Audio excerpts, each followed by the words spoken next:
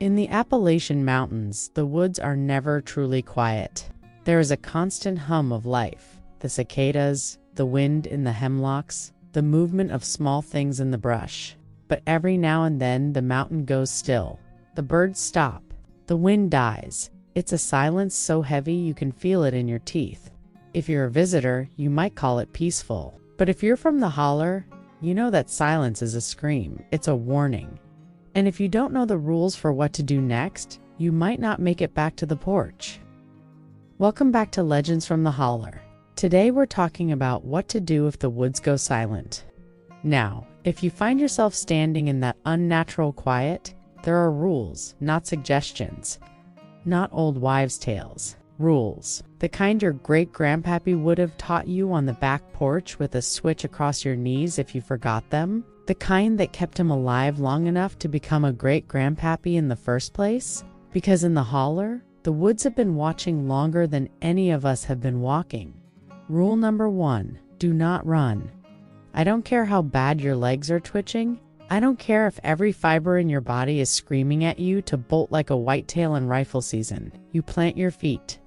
See, there's something hardwired into this world, something older than scripture and twice as true. Predators. Chase. It don't matter if it's a painter cat on a ridge or something that ain't got a name in any language still spoken. The moment you run, you flip a switch. You go from person to prey. And whatever's out there in that silence, it's been waiting for you to run. My uncle told me a story once. This would have been 1987, maybe 88. He was tracking a black bear up near Klingman's Dome. He's moving careful rifle on his shoulder when the woods do that thing. That cutoff, like someone threw a wool blanket over the whole mountain. My uncle, he knows. He's been in these hills since he could walk. And the first thing his body wants to do? Run. He told me his legs went soft as cornmeal mush. His vision tunneled. He said it felt like the whole forest had turned into a mouth, and he was standing right on the tongue. But he remembered what his daddy told him. What his daddy's daddy passed down like a family Bible. You run, you're already dead.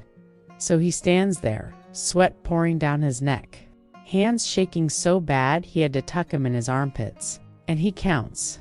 1, 2, 3. He counts to 60. A full minute.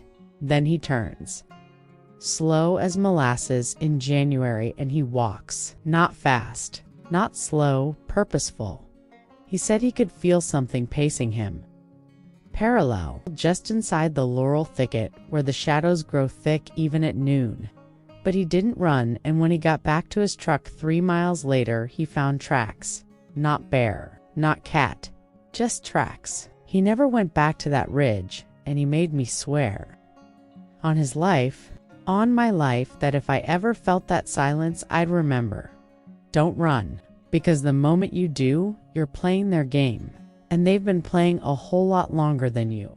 Rule number 2, the loud breath method. Now, when you're standing in that silence, and I mean the real silence, the kind that feels like it's got weight to it, you need to claim your space. You need to remind the woods that you're human, that you're flesh and blood and breath and voice. See that unnatural quiet? It belongs to the other. To the things that exist in the thin places where the veil wears down to cobwebs. And silence is their territory, but sound, your sound, that's yours. The old-timers knew this. They'd walk through the Holler humming hymns. Not because they were particularly religious, though most were, but because the vibration of the human voice keeps you anchored. It reminds your body that you're still on this side of things. So here's what you do. You take a breath, deep, from the belly, and you let it out loud. Not a scream, not a shout, just a heavy, purposeful exhale that cuts through that dead air like an axe through kindling. You can hum, you can talk to the trees. I know that sounds foolish, but I'm telling you, it works. You say something simple, I'm just passing through. I mean no harm. These are old trails, and I'm walking them with respect. You're not talking to anything, you understand? You're talking to yourself. You're keeping your mind from slipping into that cold, empty place where the silence wants to pull you. There was a woman lived up near Frozen Head. She'd walk the ridges collecting ginseng, back when you could still make a living at it. She was tough as hickory bark. Raised 7 kids alone after her husband drowned in the Obet River. She didn't scare easy. But one evening, late October, she's coming down off Panther Creek when the woods go still. She said it felt like the whole mountain was holding its breath, and she knows that feeling. She's felt it twice before in her life, and both times she did what her grandmother taught her. She started singing, not loud, not pretty, just an old ballad her mother used to sing while churning butter. She said the moment she started, the air shifted. Like whatever was pressing down on the holler took a step back. She kept singing same verse over and over till she reached the trailhead. When she got home, her daughter asked why her voice was so hoarse. She said she'd been singing for near about 2 hours, but the walk from Panther Creek shouldn't have taken more than 40 minutes. Time moves different in the silence, you see, but the sound of a human voice, your voice keeps you tethered to this time, this place, so you breathe loud, you hum, you talk. You remind the holler that you're not a ghost yet. Rule number 3, don't look up. Now, this one's hard. This one goes against every instinct you've got. Because when you're in those woods and you feel something above you, watching from the branches, shifting in the leaves, your eyes want to follow. You want to know. Don't. In the old lore, there's a reason haints and shadows and things without names live in the canopy. It's the in-between place.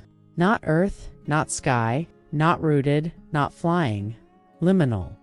And there are things that exist in those in-between spaces that don't take kindly to being seen. Because seeing, that's acknowledging, and acknowledging, that's inviting. You look up, you make eye contact with something that's got eyes like oil slicks or empty sockets, or no eyes at all. Just knowing. You've opened a door. And once that door's open, it don't close easy. There's a story out of Harlan County, this would have been early 1970s. 3 boys, couldn't have been more than 16, 17 years old, went camping up on Black Mountain. Just after dusk, they're sitting around the fire when the night goes quiet. One of the boys, he feels it. That weight, that presence. And he hears something in the trees above them, not rustling, not wind, breathing, slow, deliberate. Like whatever's up there is right above the firelight, just past where the glow reaches.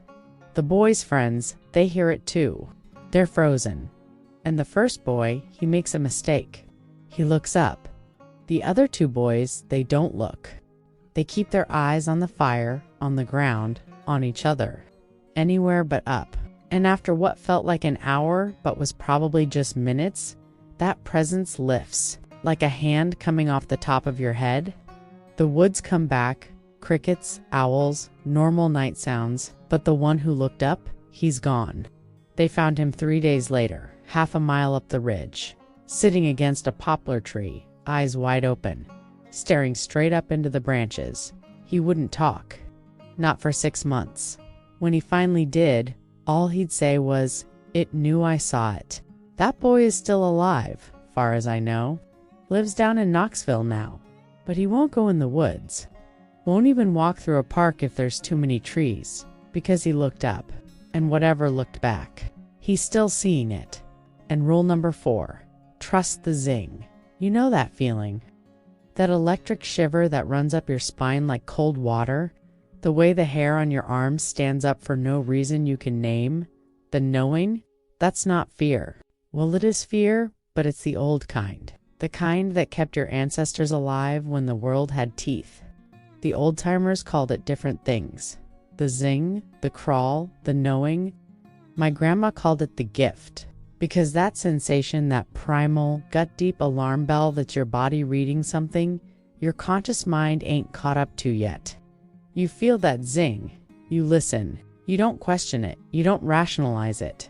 You don't stand there thinking, well, it's probably just the wind or I'm being silly. You trust it. And you perform what I call a purposeful retreat. Not running, not panicking, but moving with intent. You know the feeling. It's that sharp electric prickle at the base of your skull. We call it the zing. That's not just nerves. That's your ancestors whispering to you through your DNA.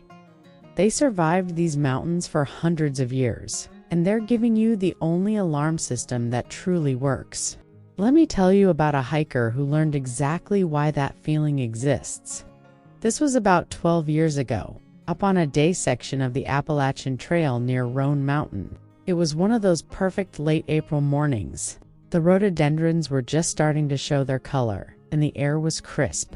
He was about 4 miles into the ridge when he rounded a sharp bend in the trail, and that's when it hit him. He said it felt like he'd stuck his finger directly into a light socket. Every hair on his arm stood up. His mouth went dry as dust. It wasn't a thought or a logical deduction. It was a command rising up from his gut that said, "Turn around. Right now." Now, look, there was nothing he could see.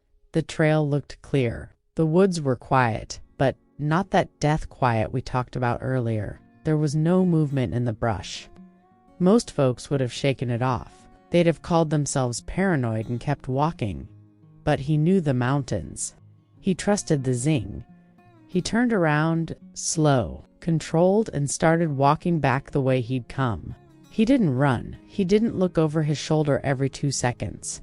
He just walked with purpose. He'd been walking for maybe 10 minutes when the sound started. Behind him, right where he would have been if he'd kept going, there was no wind, no storm. But he could hear something heavy moving through the thicket. It wasn't on the trail. It was parallel to it. Whatever it was keeping pace with his old speed, stalking the ghost of where he should have been. He made it back to his truck, hands shaking so bad he could barely get the key in the ignition. He called the ranger station later, thinking maybe a rogue black bear was shadowing hikers. The ranger told him there hadn't been a bear sighting in that section for weeks, but 3 days later, they closed that section of the trail. When the rangers went up there, they found a stretch of woods near where he'd turned around that looked like a war zone. Trees the size of a man's thigh were snapped clean at chest height. The ground was torn up like a plow had been dragged through the dirt by something with immense strength. They never did figure out what caused it. No tracks, no sightings, just destruction. He told me later that if he hadn't trusted that prickle on his neck, if he'd taken just 10 more steps around that bend, he doesn't think he'd be here to tell the story. So those are the rules. Don't run. Claim your space with breath and voice. Don't look up. And trust the Zing. Always trust the Zing. These aren't superstitions, friend. This is survival knowledge passed down through generations of people who lived close to the land, close to the thin places. People who understood that the woods, these old Appalachian mountains, they're not just scenery, they're alive, and they've got their own rules. You respect those rules, you'll likely be fine. You ignore them, well, the Holler's got a long memory, and it don't forget those who go missing. Thank you for watching Legends from the Holler. I want to hear from you. Have you ever been in the woods when the sound just vanished? When the birds stopped mid-song and the insects went quiet and you felt that wrongness settle over everything like frost? Tell me where you were. Tell me what you felt. Because these stories, your stories, they're not just entertainment. They're warnings. They're survival knowledge for the next person who might wander into those woods unprepared. The old-timers shared their stories around fires and on front porches for a reason. To keep people alive, so drop your story in the comments where you were, what you felt, what you did. And maybe, just maybe, your words will reach someone who needs to hear them. Someone who's about to walk into the Holler on a too quiet afternoon. Someone who needs to know the rules. And if you are as intrigued by these stories and legends as we are, subscribe to the channel. We'd love for you to visit again. Until next time, keep your eyes on the trail, your voice in your throat, and your feet on this side of the veil. The mountains are watching.